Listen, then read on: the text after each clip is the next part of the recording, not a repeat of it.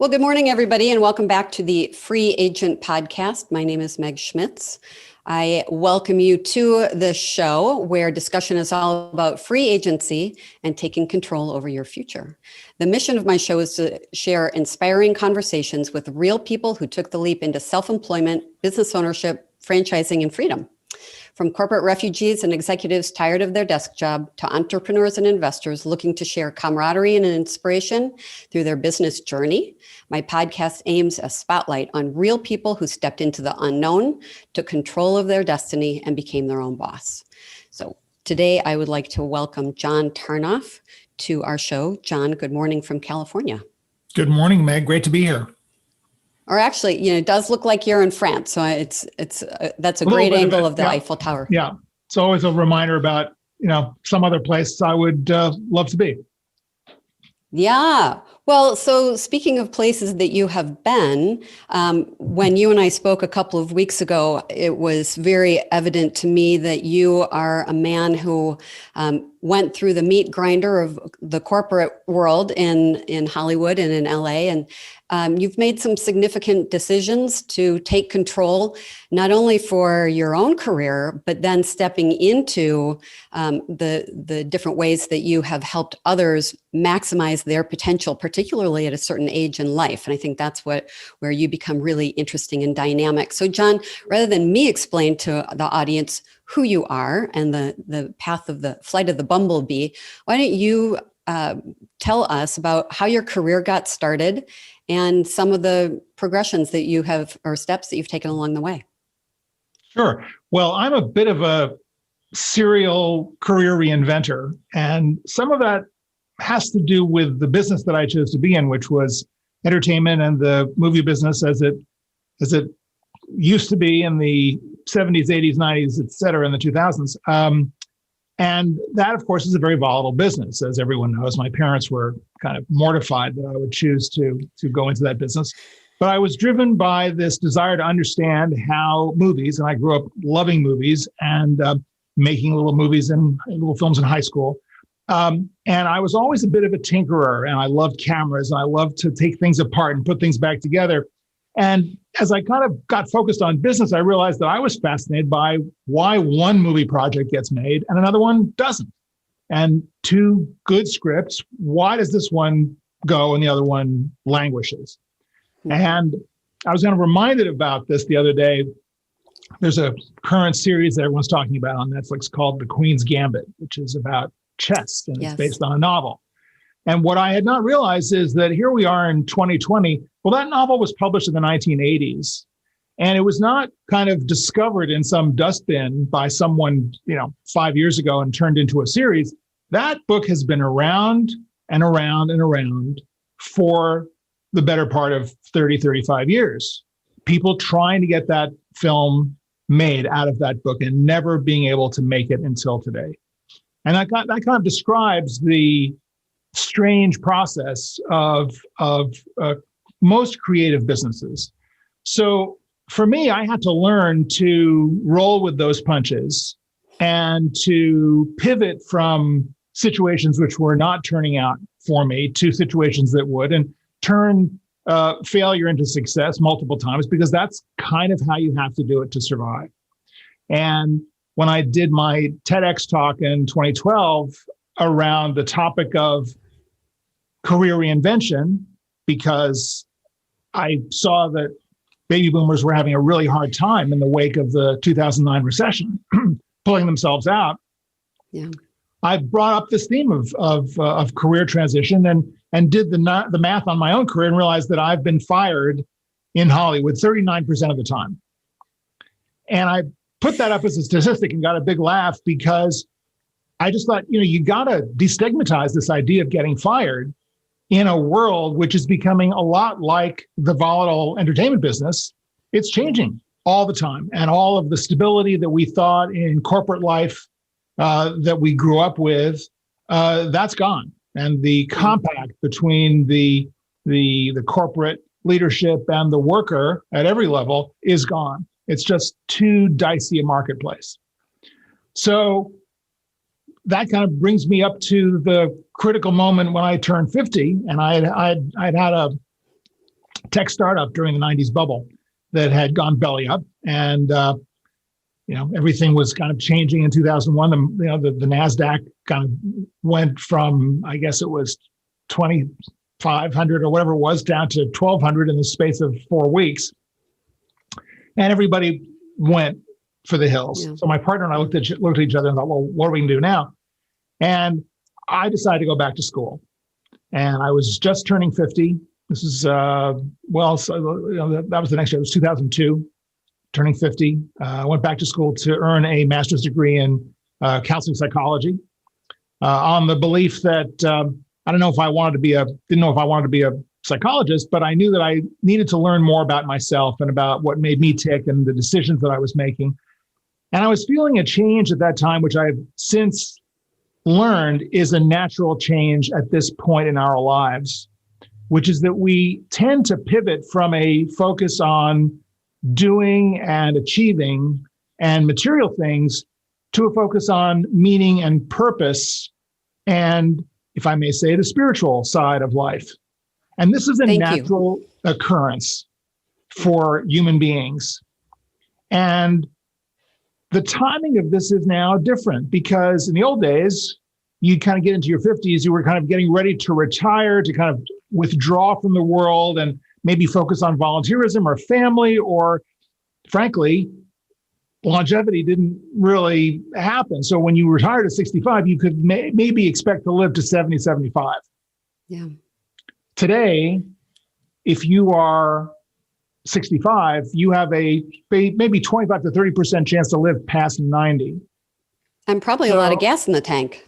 Exactly. So what are you going to do? You're going to retire for 30 years? The equation is different. So this meaning and purpose that we have needs to go somewhere. And I argue that it needs to go somewhere professionally. And this is the opportunity for us at age 50 plus to move into the second act career. So that's what I've devoted my career. My second act career is devoted to helping people find and create and sustain their second act careers. So I work as a career coach now at that intersection. Going back a little bit, was there a particular catalyst besides being revolving around in the turnstile over and over again? What was that? Was there a moment when you said, enough, I want to take control of this for myself? Yeah, well, I think that was when the startup blew up.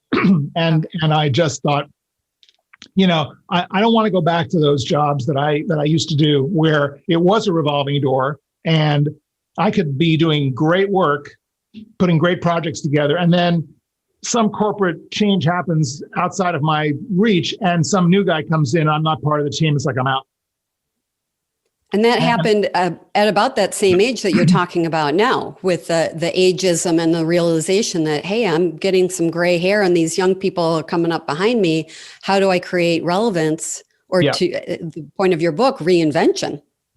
Well, it's interesting that you point that out because I kind of, for some strange reason, decided to circumvent that. I didn't necessarily see it as ageism at the time, but I think that is definitely a component, and it is in a business that is so youth focused. Meanwhile, ignoring this huge older demographic that pays for entertainment, but that's a whole separate conversation about the direction of that business. I thought I need to do something that is definitely much more self-directed. And I think that's the message for everyone at this point, is that even if you say, and when I was writing the book, a lot of people said, you can't teach entrepreneurship. You're telling people they've got to go out and be entrepreneurs. I said, I don't know that you can't teach entrepreneurship. I don't know that it's necessarily an innate quality. But I think you can teach people to be more entrepreneurial in their work and to take an attitude that is much more self-directed. So I say to people, regardless of what kind of work you do, whether at the end of the day you are getting a W-2 at the end of the year or a 1099 at the end of the year, you want to be acting like a consultant, providing value to a client, never as an employee working under the direction of a manager. And that's an excellent perspective that you and I were talking about a couple of weeks ago. For people who are have found themselves displaced in this pandemic or in the last recession, now more than ever in this pandemic, the word pivot is such a key word. And we really need to, as humans, take control over our thought processes and our actions so that we can not only survive and thrive, but we have to differentiate ourselves. You and I were talking about how much potential there is in the human spirit, and tapping into that, whether you're still employed or not. So let's talk a little bit about tapping into potential and identifying maybe skill sets that you didn't realize were in there. Well, I think, yes, particularly as we get older and more seasoned in our careers, I think there's a lot of untapped potential that we kind of forget about or don't look for because we're so used to kind of being on that treadmill of doing the work we do every day, completing those tasks, hitting those numbers, working for the man in one way or another, whether that is actually a person out there or whether we've internalized that taskmaster inside us. When in fact, there is an opportunity to reflect on the real value that we provide beyond the skills, right? And I think for a lot of people, what I try to encourage is this quality of leadership that is emerging now because of the altitude, because of the perspective that we have to look around and see exactly, we know how things work. We've been there, done that. We know what the pitfalls are. We know what the shortcuts are. We know who to call to help us out when we need the help because we now have a pretty vast network of people that we've worked with over the years. And so a lot of the synthesis that goes on in the work that I do with my clients is to reflect on the role that we have had, to reimagine that role, to look at the limiting beliefs that are holding us back from imagining something different, the habitual sense of how the world works, who we are, what we can do, when in fact, we've changed, right? We need to update that sense of who we are. We need to reconnect to the resources that we have on the outside, the people that we've worked with over the years, the people that we may have lost touch with.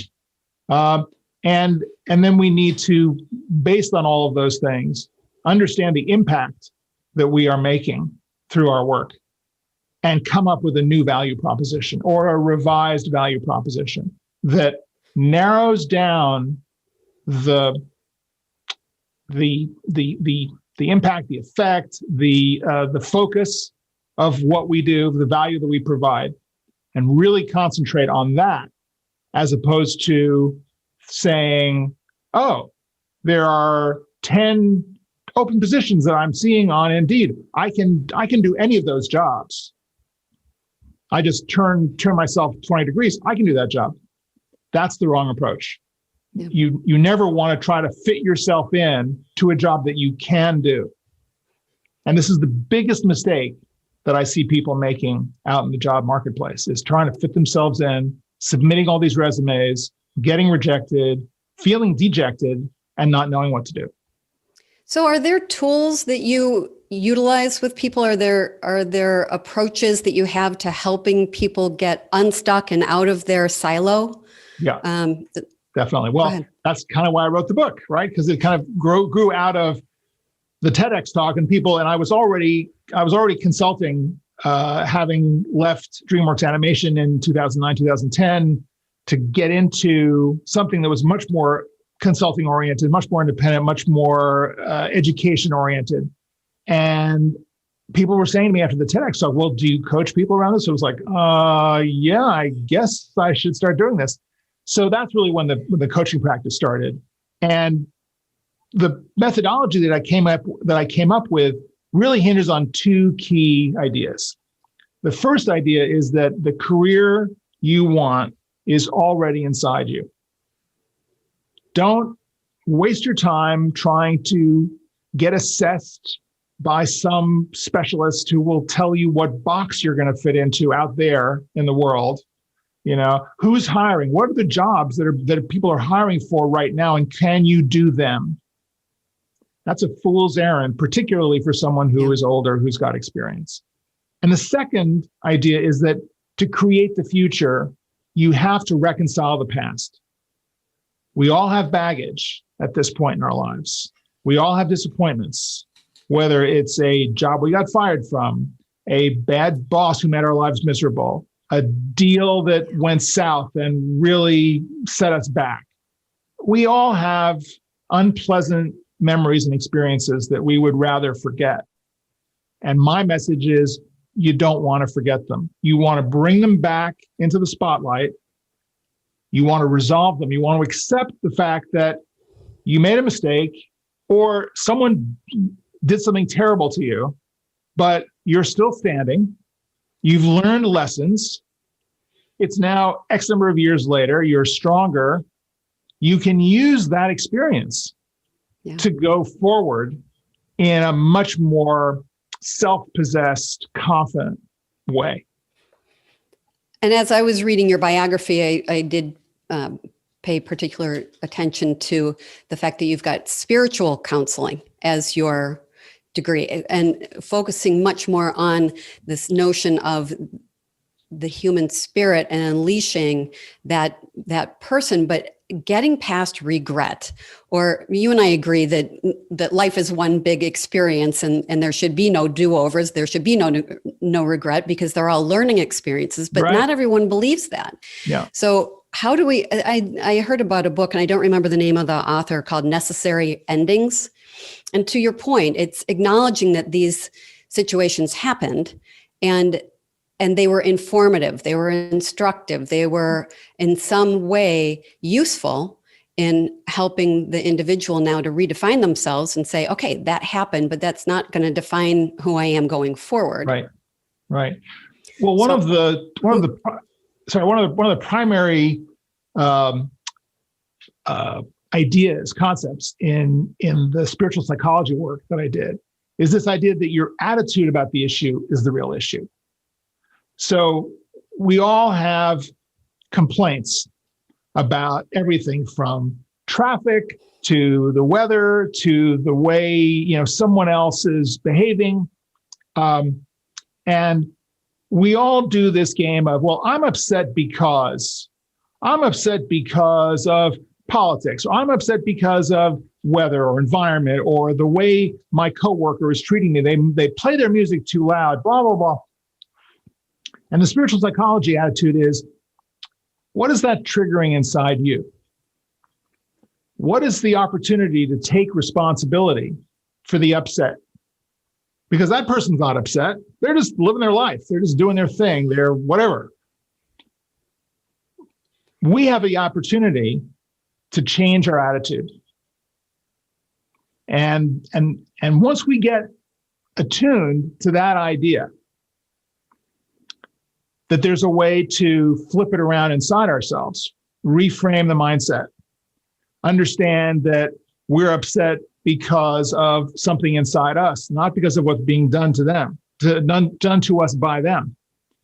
It opens up a whole new era of possibilities. And if you're able to start from that place of understanding your potential to run your own attitude about life, oh my God, everything opens up, right? So besides helping other people get aha moments and able to move forward, has the last 11 months of this year created new habits that you have put into place or new realizations about yourself and your business and how you're interacting with people? Well, the thing that has been most present for me this year is the idea of resilience. And, we think of resilience typically or classically as the ability to just bounce back from injury. It's that delta of recovery. But I think that we need to think of resilience much more as endurance, as well as the ability to bounce back, because look at where we are. We're in this period now at the end of 2020 where we're talking about pandemic fatigue. And I have to say, and I'm sorry if this is kind of controversial for any of your listeners, but this is this is a dangerous place to go. If we think that the past 11 months have fatigued us and we're tired of it and we don't want to do this anymore, and so we're not going to engage any longer, we're making a big mistake. You know, we have to be resilient in the sense that we have to endure to the end of whatever this is going to be. We can't opt out. You can't just jump off the horse in the middle of the river because you're tired of crossing the river. So we have to build back this sense in this country. I mean, this is the country that won World War II, for goodness sake, right? And we did this by all working together and by enduring to the end. So go ahead. It's interesting that you bring that up. My grandfather was a colonel in the Army during World War II. And I was just thinking yesterday about, to your point, this is not like a football game and we're in the fourth quarter. This is a battle that needs to be fought, and we're not close to the end to even know what winning the war looks like. That's right. This is a league. This is a football league, right? It's not a game. This is a long-term reset around values, around resilience, around endurance, around values. All right.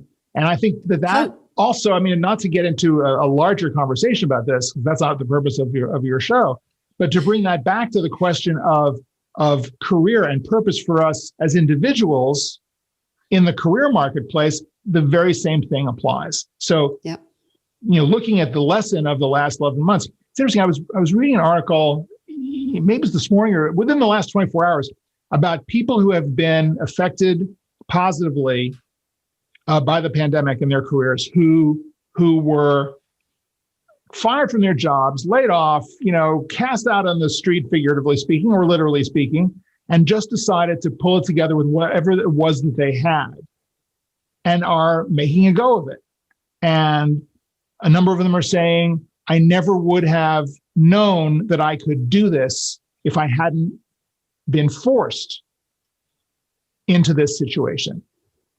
So that goes back to attitude, goes back to endurance, to resilience, to openness, to being willing to take the risk, bet on yourself, pull together the resources that you already have, and double down. Yeah, betting on yourself, that is such a great message, because if you leave your future to the decisions of someone else, you will always be unfulfilled, and you will not realize your own potential. So, but betting on yourself is a skill set that has to be learned. It's not like teaching someone to be entrepreneurial. Right. That self-belief, tearing down the mental walls that are in there that allows an individual to embrace who they are and confidently and what's the word I'm looking for? Not just confidently go forward, but have a measure of ego, resilience. Some people, believing in yourself. I mean, it's not easy for some people to do that. But I also think that one of the mistakes that we make a lot is waiting for the confidence to occur before we make the jump. Yeah. And I like to say that, and I'm not alone in saying this, confidence comes last. Confidence is something that you acquire in retrospect by looking back over what you've done that you didn't feel confident about and realizing, oh, you got through it and you learned something and you now have a skill set or a capacity or something that gives you the sense of agency that you didn't have before. Yeah. But if you're waiting for that to occur, well, forget it. It's not going to happen. You can't continue to research and prepare for your transition and not venture out and take the risk. And you can take managed risk. There's no reason why you have to think of this as jumping off of a cliff or out of a plane without a parachute. You can take small, managed, measured risks to prototype the career pivot, career reinvention that you want to go on. You can, there are plenty of ways that you can gradually get into that new situation. Yeah, you think about life and all the things that we do, diving into a pool of water for the first time, jumping out of an airplane, getting married, having a baby, getting in your car and going to work. You've got probabilities of success, but you've got probabilities of failure too. Yep. And so realizing that if you jump out of the airplane and you do have the parachute on your back and you know how to pull the lever, you have a really high probability of landing on the ground successfully. And so one of the sayings that I use is leap and the net will appear. Another saying is, what doesn't kill you makes you stronger. And I hate that one because there have been situations that sometimes you say, that was the worst decision I ever made. I can't believe I'm such an idiot. And you kind of, but you won't make that decision again, right? Right. You learn the lesson you needed. There's a old parable about, well, just kind of a shortcut. The idea that if you gotta, God wants you to make a decision, and taps you on the shoulder and you ignore him. So he throws a bucket of water at you and still ignore him. Then he throws a brick at you and you still ignore him. And then he drops a piano on your head and the signs are out there all over. The feedback from the universe is omnipresent. We need to pay attention to the messages that are coming at us right and left about what the opportunities are, about what our strengths are, our weaknesses are, the people that we work with. How many people do we know who betray us, and we wonder why? We wonder why we allowed them to betray us, or we blame them as being terrible people and we were innocent. We had nothing to do with it. Well, we participated in that somehow, right? We have to take responsibility for for what happens to us in our lives. Not that you can't avoid certain things, but our ability, again, attitude, our ability to respond to those situations and not make those mistakes again. Right? That's the key. Yeah. Pay attention to the flow of your life. What is flowing in? What can you push out? If you push more out, it makes more room for what is coming to you. And asking the universe to deliver. Don't be ambivalent. Don't be ambiguous. Be confident, and work with someone like John or me in order to tap into those skill sets. Yeah. It's really, but first you have to tackle the mind. Right. I want to pick up on something you just said, which I think is really an important practical consideration for a lot of people. You're talking about pushing stuff out to allow new stuff in. This idea that nature abhors a vacuum. And one of the personal management, self-management issues that a lot of people have is around what some people call open loops. And if you look at all of the stuff that is on your to-do list, either literally, and hopefully people have their actual to-do list on paper or in the computer, there are things on that to-do list that have been there for years. And I just want to mention that those things that have been on your to-do list for years are occupying valuable space in your head and in your psyche, and they are interfering with your ability to move forward. So if you are going to be a lean, mean, efficient career machine and go for the opportunities that are available to you, actually, if you're going to be able to even perceive the opportunities that are available to you, you've got to clear out those open loops, whether it's cleaning out the garage, which is, of course, the number one cliche open loop. But it could be all sorts of other stuff. It could be, for someone who's getting older, what's your estate planning? Do you have a will? Do you have a trust? Are you all set up? All of these things create anxiety at very subtle levels of our minds, and it prevents us, it distracts us from really focusing on the heavy lifting that we need to do to make that career change. Yeah, another really good example of that is losing weight or your physical fitness, your well-being. Health, fitness, wellness is such an important part of living your life. And to your point earlier, at age 65, how many of us are really ready to retire and unplug and do nothing? So many people still have gas in the tank and they want to go. But if losing those, COVID 20 pounds, COVID-19 has resulted in the COVID 20. Yeah.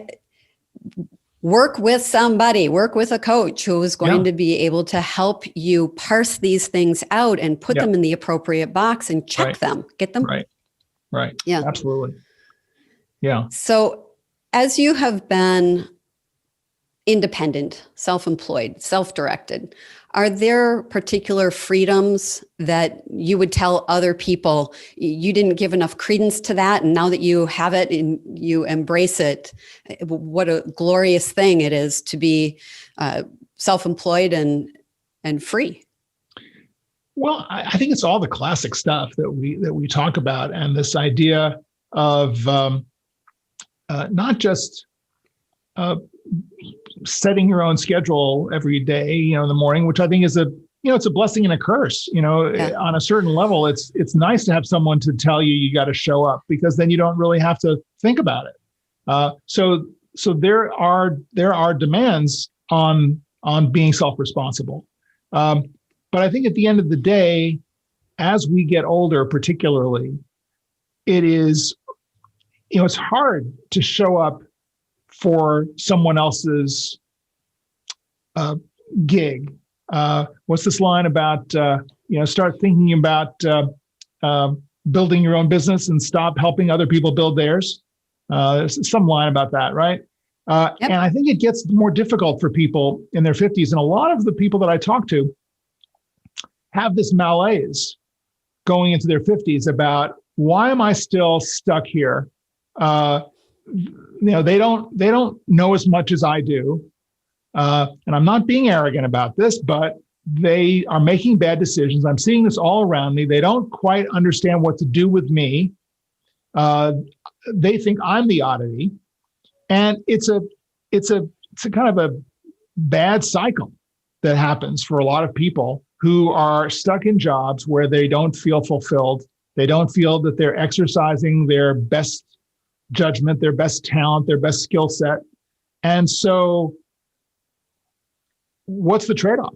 Do you want to hold on to that dubious security of that job every day and being part of the class of people that the speaker Richard Leader calls the working worried, where you go into work every day worried that they're going to fire you because you're 53 or 57 and you have this sense that you're no longer part of the mainstream. Is it worth it? Is the paycheck worth it versus having this sense of exhilaration and anxiety, perhaps, around what tomorrow is going to bring? But if you know what it is that you do, and you know what the value is that you provide, and you have a really, really clear sense of the impact that you make in your work, then you're going to find the clients or the employers. It could be an employer who picks you up and says, oh, this is what you do. This is exactly what I need. I need all of you. And then that essentially becomes a full-time client. Yep. But you're not doing their work for them. You're doing your work for them. And that, I think, is the key distinction. There are a lot of people, I'm sure you've talked to them, I have too, who really belong in a job setting that is their security blanket. There are ways for those people to maximize their potential there and get out of that silo and go to your boss or go take a class and learn something new and go back to your employer and ask for ways to execute those new skills that you're learning. Yeah. So I totally understand that there are people who are not ready to take the leap and maybe never will be ready to take the leap. But for those who have this idea that they will be more fulfilled. Why work for the man when you can be the man, or why work for the boss when you can be the boss? Yes. It does come with a lot of responsibility, uncertainty. We're already in a period of uncertainty right now, but this boom in ingenuity that I am seeing, whether it's entrepreneurial or people who are just saying, I'll open a franchise because the recipe is there already, but at least I'm working for me. Every day, those hard decisions that are hard to make, they're mine. And I'm willing to take responsibility for all that. I think we're in a period of amazing ingenuity. A good crisis will do this every time. Exactly. And I think, you're in a good business. I think the franchise business is a wonderful kind of a balance between the idea of kind of raw entrepreneurship, building something completely from scratch, to getting all the benefits of entrepreneurship without a lot of the, with a lot of the uncertainties covered. So you're treading a path that has been blazed for you, but you have the opportunity to build a business your way within that pathway. So it's a good compromise for a lot of people. I have worked with people recently who are in their 60s and early 70s who particularly came to me for a franchise because they've been entrepreneurial in the past.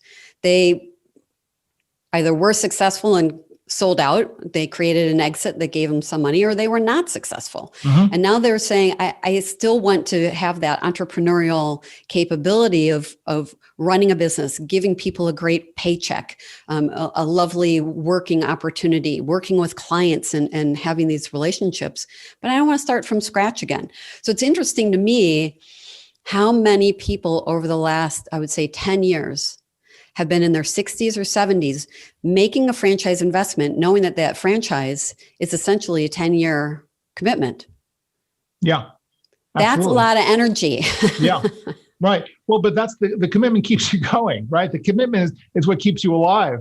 Right. Right. And vital and engaged. And that's another point, which I think is so important for all of us, is that, retirement is, as we have framed it in this country, is bad for your health. Yeah. And so being 70 something years old and signing a franchise agreement, knowing that the next 10 years of your life, you'll be able to stay vital and engaged, and depending on the type of business they go into, can determine what type of engagement they want to have going forward. They can be partially retired, they can be semi-active in it, or they can be absolutely active every day. Yeah, exactly. I mean, I think that's the great revelation for a lot of people who don't understand what franchise licensing is about, that there are so many different kinds of businesses that we don't understand are actually franchise businesses. And they've, it's not just a retail brick and mortar brand name, right? It's a lot of stuff going on. So tremendous flexibility. Tremendous flexibility. And with the business owner group that I run, that is now converted over to Zoom, we meet monthly. I've got some placements in franchising who are 600 to 800% year over year growth, experiencing 20, 30, 40% month over month growth. So as we're talking earlier about times of challenge providing an incredible opportunity for entrepreneurial initiatives, some of these businesses have pivoted directly into the pandemic, right? Have gone virtual. Right. People used to be very afraid of transmitting a file, an accountant's version of a file for security reasons. And now bookkeeping and accounting has gone virtual. Yeah. That's one of the businesses that's up 600% over last year. It's more and more people are very comfortable in this virtual world. And we should talk offline. Well, so what I would like to do, because you're such a dynamic individual, speaker, author, TEDx, please, right now, if you'll give the titles of any of your books and programs that people can sign up for in order to enjoy the leadership and the mentoring that you have available. The book is called Boomer Reinvention, How to Create Your Dream Career Over 50. And you can buy it wherever books are sold, as they say. It's been very well reviewed, and people keep reading it, and it keeps changing lives. So I'm very, very gratified by that. And then you can find out more about me at my website, which is johntarnoff.com, JOHNTARNOFF as in Frank.com. And you can sign up for free ebook there. If you want to contact me directly, you can contact me directly about coaching. You can set up a coaching call, free coaching call, to see if it's something that's right for you. And we can go from there. And just to put an accent on the book, I am typically not a reader of physical books. I downloaded your Audible version, and you are the narrator of said book, and it was just delightful for me to listen to you as I drove from our farm property here in Wisconsin down to visit my parents in Illinois. It's not only a book packed full of insights and real examples of people with whom you have worked, and some of the mental gyrations they've gone through. So great stories, but you also have a lovely reading voice and style. And so the book is, if you're an Audible type of a book reader, that is a very enjoyable experience. The time will fly, and you'll get a lot of great insights out of the book. So thank you so much. That's so nice of you to say. And I did want to make it entertaining because, of course, you want to be listening to a book and feel like it's fun. Yeah, you do have a lovely speaking voice and style and cadence, and I'm sure that some of that is innate.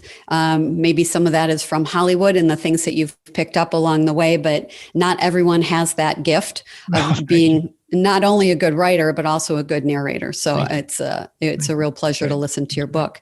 And it's a pleasure to have you on the show today, despite our technical difficulties. I appreciate your stick-to-itiveness, and this is what we do in the world of technology. I just want to leave one call to action for your listeners and viewers here today about the whole career process, which I think is so important. And it is this idea that you want to stop chasing job openings and you want to start chasing relationships. That is how you're going to get your career on track, not by scanning the job boards, but by using your LinkedIn profile and the networking opportunities on LinkedIn and through your existing network to reconnect with people you haven't talked to in a long time, meet new people, get introduced, and build up a network. And I talk about a methodology around this in the book to really solidify your referrals, because 50 to 80% of jobs are filled through referrals, not through resume submissions. So you want to be on the referral side of that equation, particularly as an experienced older worker. You've got so much to offer, so much experience, so much value, and it's not going to be captured by a piece of paper. It's going to be because someone says, I know this person, you've got to talk to them. They can help you out. It is so true. And particularly because now we've got states that are going into further lockdowns. We're going to be working from home longer. The pivot into the virtual, whether it's FaceTime, GoToMeeting, Zoom, set yourself up for success. Talk to somebody like John, who has the ability to coach you through how to sound good, how to look good, how to speak well, how to make those connections. We are all going to have to do this if our businesses are going to stay viable. And it's absolutely possible to create long-lasting, trusted relationships virtually. That's what we're doing right now. Exactly. I've never met John in person, and this is just a testament to how great it is to have LinkedIn, as well as the opportunity to connect virtually and be able to see you and to have this time with you today. So thank you for all of this over the last few weeks. It's just been delightful to get to know you and have you on today. It's a pleasure. I love what you're doing, and I love that you've got this podcast and you're sharing this information with many, many people. So keep at it. Thank you. I will do that. You do the same, and I hope you stay well and have a lovely Thanksgiving week. Thank you. You too.